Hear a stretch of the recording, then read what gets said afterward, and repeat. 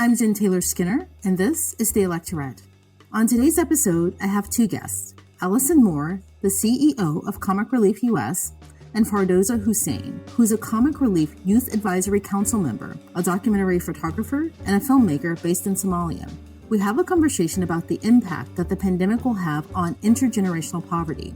This is a really important conversation because every time there's some colossal or disruptive event in this country, like 9/11 or the Great Recession, for instance, when the conversation shifts to the economic recovery from these events, rarely does the discussion address the impact to those already affected by intergenerational poverty. And we also talk about how we should respond and what's needed to break that cycle of poverty. Additionally, Fardosa discusses the unique ways the pandemic has impacted her community in Somalia. So, here is my conversation with Alison Moore and Fardosa Hussein of Comic Relief. Fardosa, Alison, welcome. Thank you so much for joining me today. Hi, thank you for having us.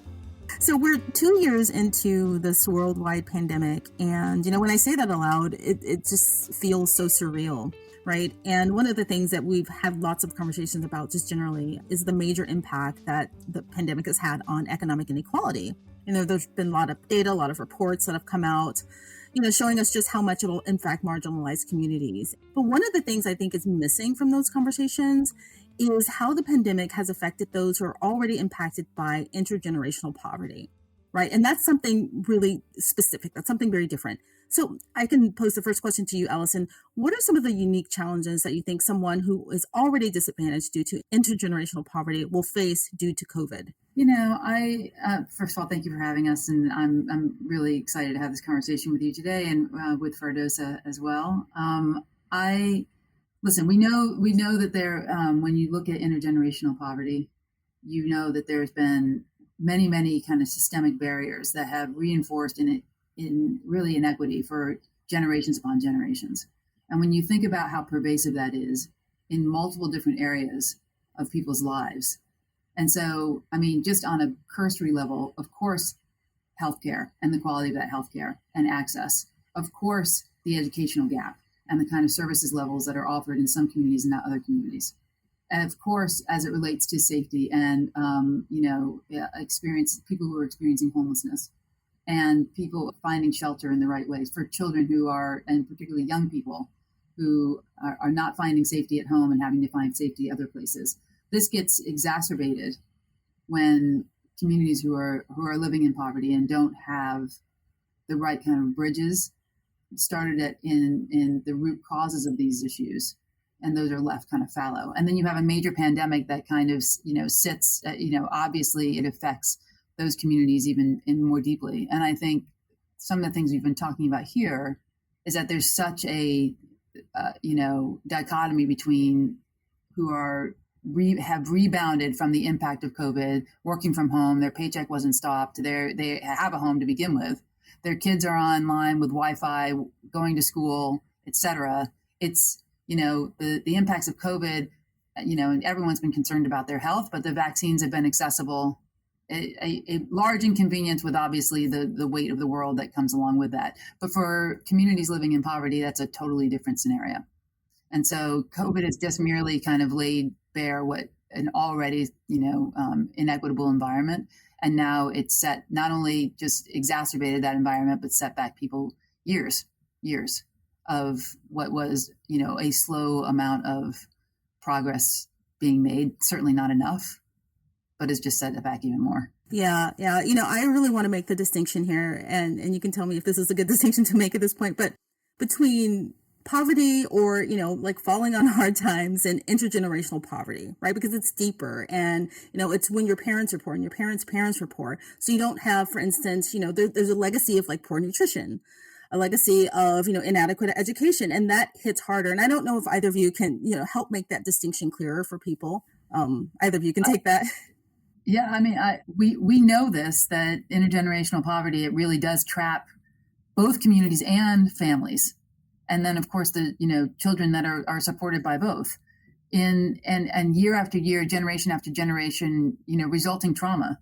And as we were saying, whether it's lack of access to education, it's housing, employment opportunities, we know there's there's an entire overlay of racial and gender inequity that goes along with that. You look at from a global perspective, migration and internal displacement due to conflict, climate change. There's a number of things. And so you're right. It's not, it's far deeper, far more deep reaching and systemic than just, I don't mean this, than falling on hard times. That's too, first of all, I think that's a completely different scenario. And secondly, I think that's way too zippy of a way for somebody to just kind of say that and then move on. It's harder to look at the kind of systemic inequities. But we must, it's people want to say a statement. That's not the statement. Do you know what I mean? We have to look at the larger issue. Right. And I wanted to make that distinction when we're talking about solutions, right? Because when you come up with solutions, which is what your org does, you have to look at the generations of poverty, and it has to be, I would imagine, kind of long-standing, right? You have to look at the future generations and make sure that their access to assets and et cetera and things like that. But so Fardosa, what does this look like in your community? Do you see the distinctions between families or people who are struggling with intergenerational poverty and maybe people who have more assets or just a little more privilege in relation to the pandemic? What does that look like where you are? I think, like Alison said earlier, I think it has definitely affected the slow progress that we've been making in our communities.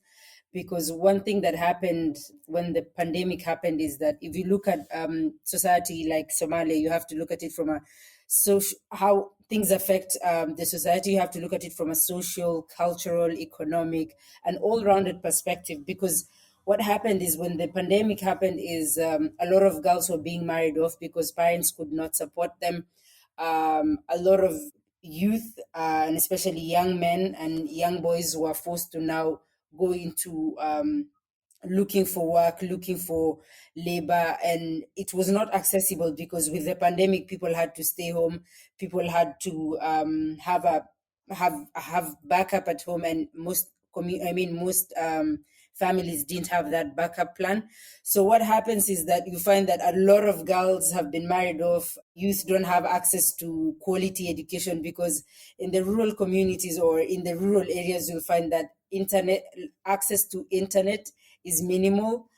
Not just the internet itself, but also access to equipments that can access internet is also minimal. So there cannot be distant learning or, learning virtually. So it has affected the community in a very, very big way. And it has exacerbated the problems that have already been there by far. Because if you look at it, in a place like Somalia, already a problem like hunger has already been existence, poverty has already been existence. When we talk about intergenerational poverty, we are coming from a place that the country has been through 30 years of war, and we were slowly making progress. But now all of that was affected because now it means that we have to start from somewhere again, because there's been problems already, and then now those problems have been made even worse by the situation that is at hand. And considering the fact that a place like Somalia is already dealing with security problems, so you find that there's a lot of problems, and it's social, it's cultural, it's economical, and it's security related. So yeah, there's been a lot that has affected the communities, but we are again in the process of making slow progress again. Well, and so I want to ask you, just to go back a bit, about the young girls, or girls rather, who were kind of forced or encouraged to go into a marriage because their families couldn't support them due to the economic fallout of the pandemic. Yeah. So what does that mean exactly for them? Does that mean they have to start families earlier? Do they have to put off plans to go to school, or what does that look like? It means all of that you've said. It means putting off going to school. It means starting families early. It means that now that she has to also fend for herself, fend for her family that she's about to start. And what that encourages is another form of intergenerational poverty, because this girl is coming from a family that is already poor, and the reason why they are marrying her off is because they need to, for lack of a better word, lower the burden for the family, lower the burden for the family so that they are able to now use the minimal resources they have with the young ones at home. So that means the girl is being thrown into another situation or dilemma. This means she has to look for another backup plan. She has to come up with ways of ensuring that now, with her new family, she has to make sure that she's able to support the family, of course, with the help of her husband. But most of the time, you'll find that that is not the case, and especially in the rural areas, because you find that men go to towns to look for jobs, leaving the family behind. So a lot of times you'll find that the lady now will find herself in a situation where after she gives birth, she might suffer from malnutrition herself. The child might suffer from malnutrition. And this is just a replication of something that has happened in her family. It's something that is just being repeated. It's repetitive. So this, you've already experienced this, your child will experience this, their child will experience this thing. So that is how it's been affecting a lot of girls, not just now. It has been happening before, but now with the pandemic, a lot of families are opting to do that more often than before. Right. And you can see very clearly how that could affect intergenerational poverty. Now, you lead the Youth Advisory Council at Comic Relief. So what work do you do there to help with these kind of issues that you've just mentioned to me? Can you describe some of your work with the Youth Advisory Council? So Youth Advisory Council is a council that has brought together 8 young leaders from various places across the globe. That is US, Somalia and Kenya, Colombia and Cambodia. And the work we are doing is actually, we have core funding areas, or we focus on certain issues around access to quality education, access to mental health, and issues around hunger. So we have come up with a fund called the Hutanza Fund, and I'd love to call it our labor of love and hope. It's a fund that we came up with in conjunction with the grant making team at Comic Relief, and it's through this fund we are able to fund youth-led organizations, and we also focus on the priority areas that I just mentioned: access to quality education, mental health, and hunger. And we are funding organizations that are youth-led in Kenya, Somalia, Colombia, Cambodia, and the United States.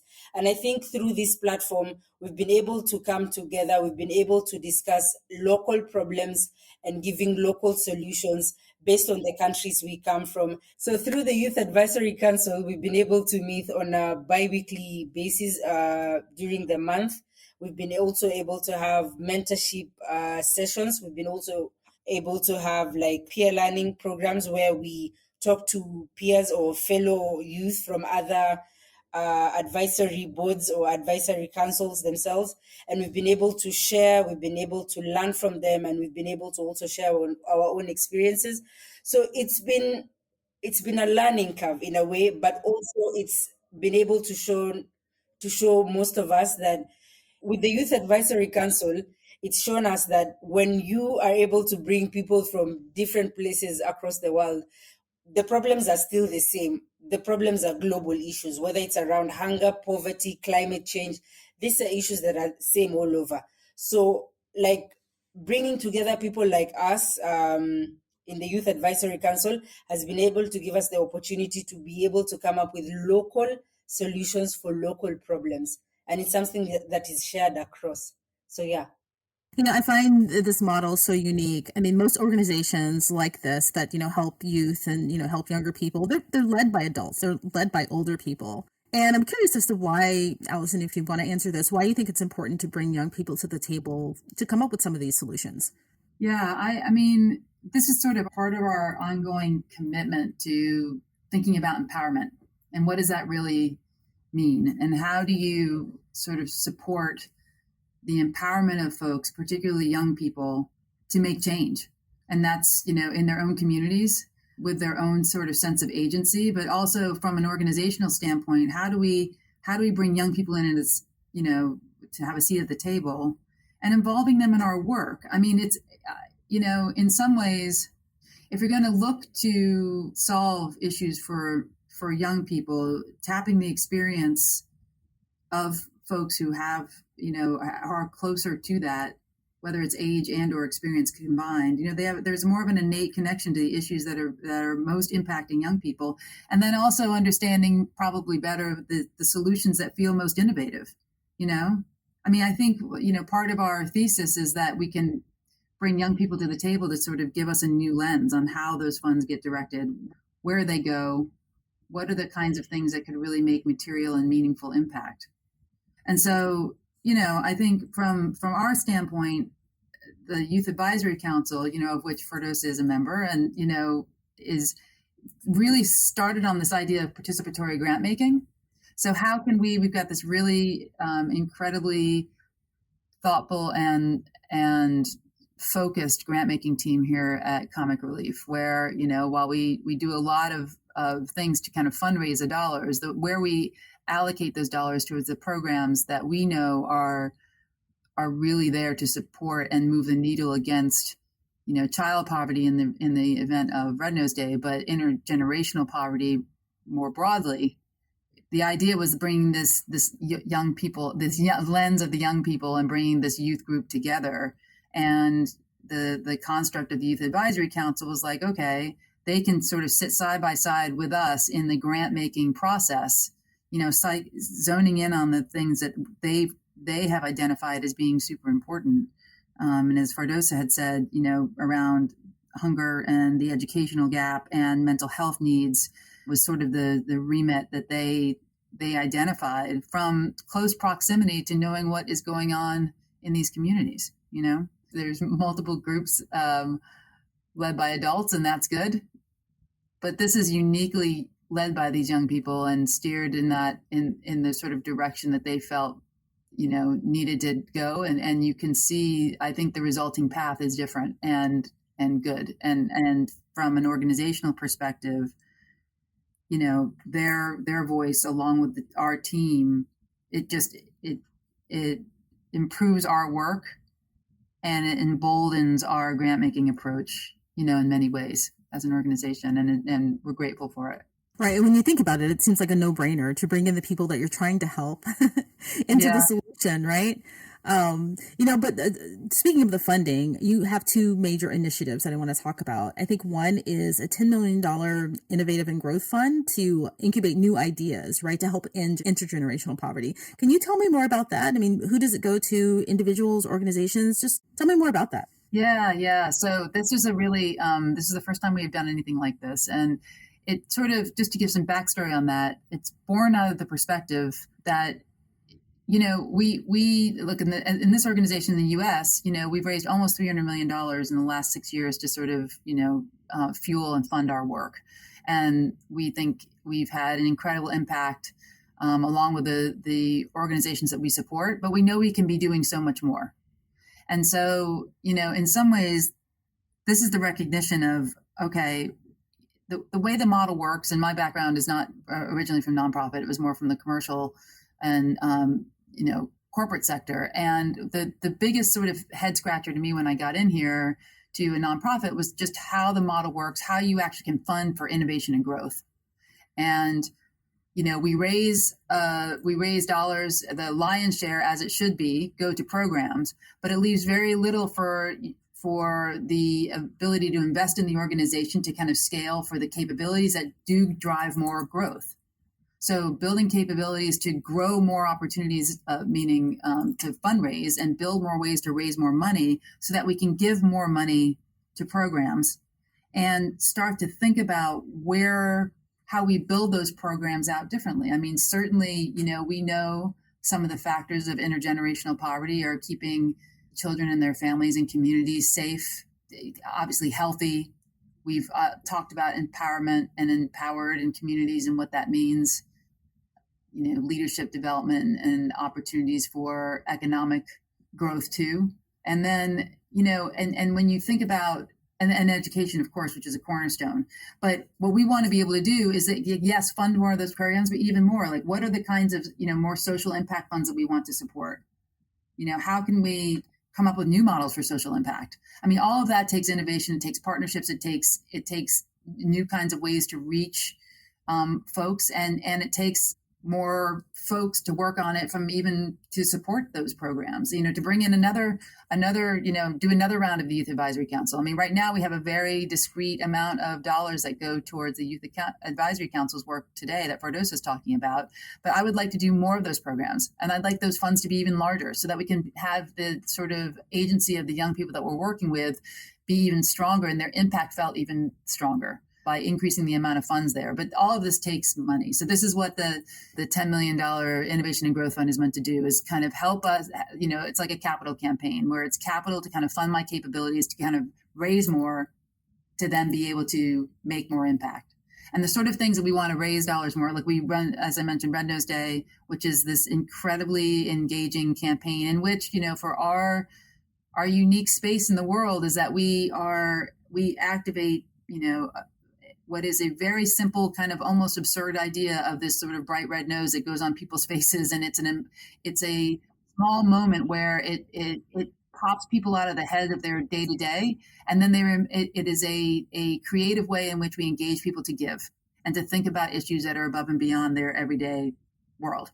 And it's been enormously successful on public fundraising to do just that, where people are at Walgreens giving $1, $2, $10, $5 donations when they're watching NBC and, being moved by something that they're hearing about in a story that somebody's telling, and giving donations from their own hard-earned dollars towards the cause. Like we do that very well. And we rely on the goodness of celebrities that we know. We activate in digital, we have it in streaming. We look at, building scale. We partner with companies that have sort of a like mind in terms of the values. That's what we do. If we do that in April and May and do that through the year, why can't we do that with another kind of event? Why can't I do that with a sport relief and have that centered around, Red Nose Day is centered around ending child poverty. Why can't I do that with a sport relief and think about some of the big brands and names in sports and some of the big, incredible athlete talent who are incredibly focused on the communities from where they came, empowerment, social justice. Can I build a fund around that? Can I build a sport relief? I sure can if I can get the capabilities to do that.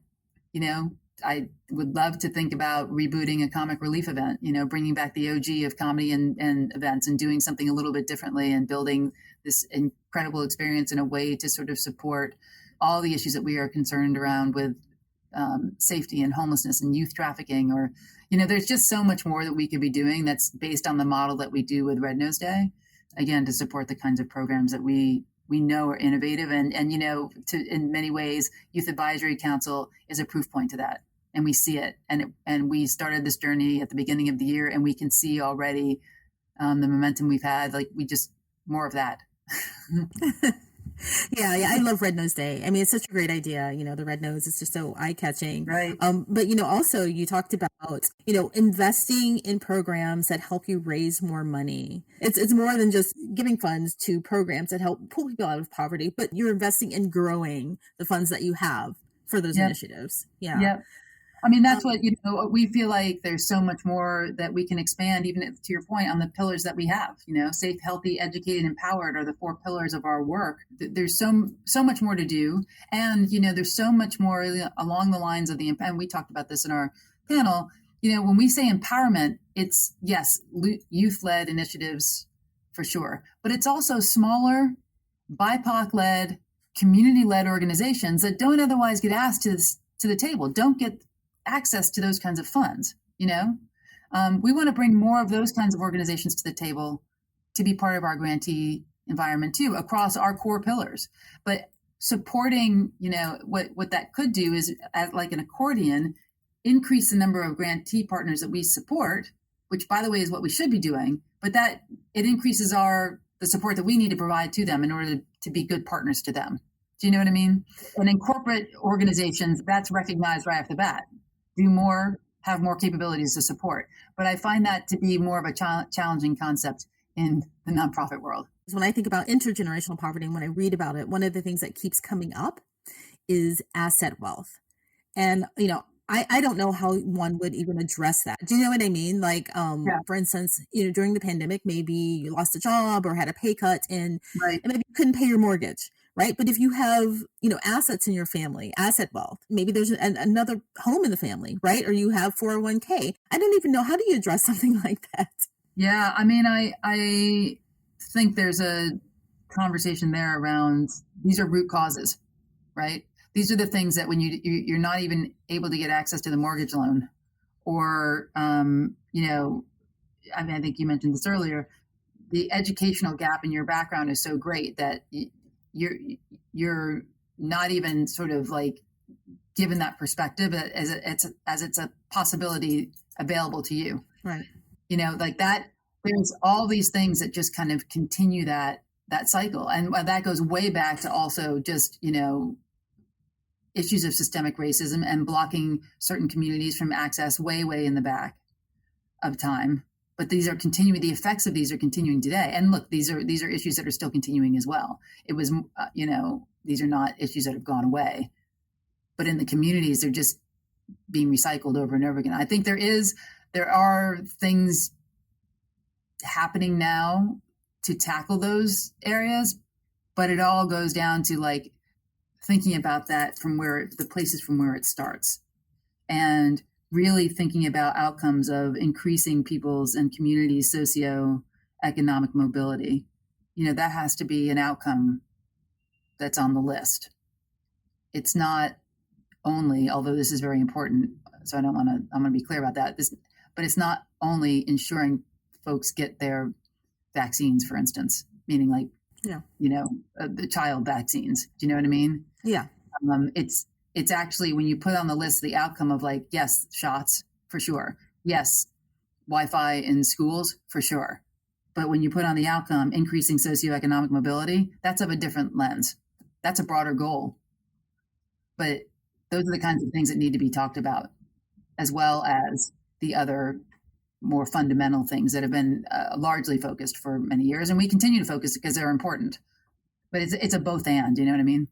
Right, exactly. I mean, it's such a complex problem because you brought up the issue of vaccines, and obviously we're talking about the economic fallout due to the pandemic, but you can see the effects when we're talking about health and intergenerational poverty when people who have had, less access to healthcare, they don't fare as well if they happen to, get COVID, right? They don't fare as well in their outcomes, right? And that's just another marker of intergenerational poverty. Yes. Well, nutrition, right? And right. Food deserts and food scarcity, and having the only stores around you that are just kind of packaged foods with, junk foods, right? And you have to travel 20 miles to get an apple, and then it's overpriced, So I think you're absolutely right. That's they're all contributing to that issue for sure.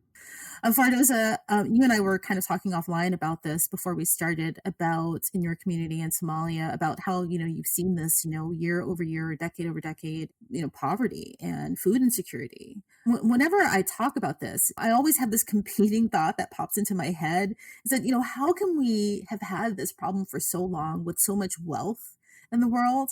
And I don't have any answers. It just always pops into my head, right? And so it got me thinking about, is there a way that we can quantify, or has it been quantified, what we need to actually end this food insecurity, for instance? Can we quantify the need for that? Like, what is the dollar figure? How do we know when we are headed towards success? I think from a local point of view, honestly, like I said earlier when we had this conversation, I think we already know where the problem started. It's something we don't have control over. A civil war happened in our country, and that is that. We have 30 years that is gone. But I think what we can quantify as success moving forward is what can we do now? How can we involve different people in our society to ensure that as we move forward, we are making progress?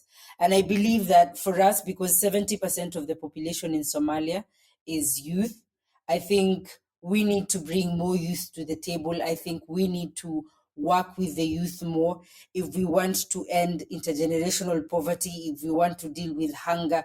Because a lot of the people, like if you look at young women, for instance, in our country, a lot of them are getting married because parents cannot afford to maybe keep them in school. Parents cannot afford to keep them at home. So they transfer the problem by ensuring that they deal away with them, or they give them off in form of marriage. so that they can be able to deal with their situation in their own way. I think if we can work around ensuring that there is access to quality education, if we can work around ensuring that there is policy in place to ensure that youth employment or the number of opportunities for youth employment is around, I think we can work on ensuring there is progress. I think when we deal with issues around hunger, poverty, issues around access to quality education, we can be able to quantify progress, not maybe in, like, say 5 years, but in 10 years, we can say we're making progress. And maybe in 30 years, we can say we are working towards a long-term plan to ensure that we deal away with hunger, we deal away with poverty, and we have access to quality, either education, quality life for the people in our community. I think it's something that will take time, but we need to involve especially youth. And when I look at a country like Somalia, we need a lot of youth engagement in programs, in policy development, in every aspect of the community and aspect of anything that needs to be worked on as a country. I think quantifying the problems, on the front end is really recognizing, in some ways, we must approach solutions to attack the root causes and the consequences of intergenerational poverty. For many years, the consequences have been the focus. In some ways, easier to attack from a sort of solution perspective.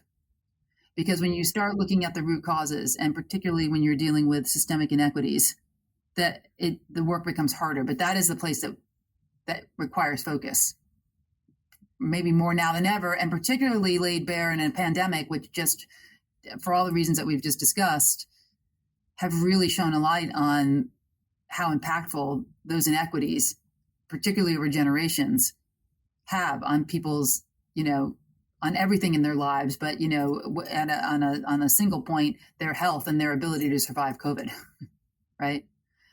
So there is quantifiable evidence within the context of that being the spectrum of place where solutions need to be applied, and I think that's where our work sits.